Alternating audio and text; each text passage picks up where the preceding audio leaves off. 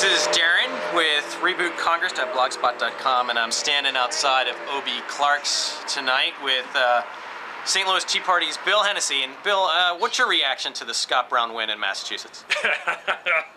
Man, there's a million of them, and I really won't come to grips with it until about a week from now. But something that we started a year ago has paid off in a truly measurable way.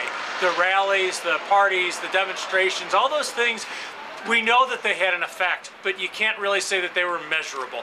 This you can measure. It was 52-46.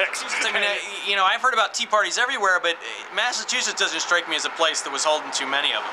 But by December 28th, we had everything going. I put out a blog post, and the next day got an email from Scott Brown's campaign, and that's just huge. That means they're out there watching. They were watching. So yes, Brad Marsden and the Boston Tea Party, you guys rock. You know, I'm wondering if there was a little bit of concern on your part. I know with Dump Didi, you know, we were trying to get rid of Didi Skazafava and push Hoffman over the top in New York 23, and we didn't ultimately win that one.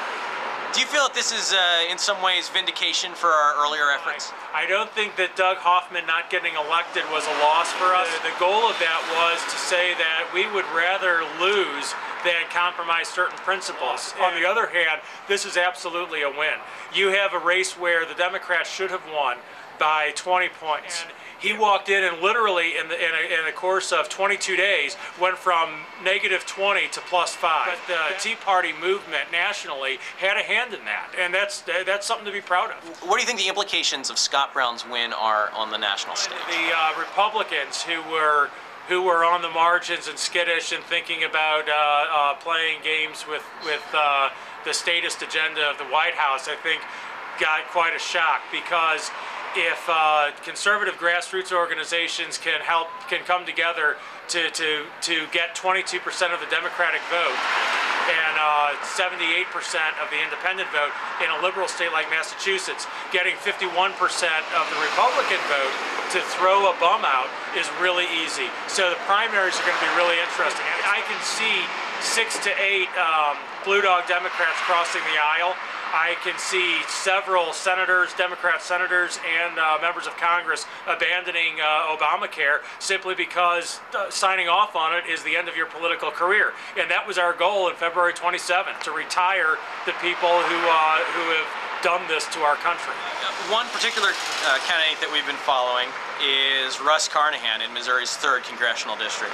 What ramifications do you think Massachusetts has in the Missouri 3rd race? He's going to have to come out. He's going to have to take a position. He's either going to have to move to the right and explain why he changed his mind on things like cap and trade and health care, or he's going to have to make a really strong defense of those positions that we've just seen.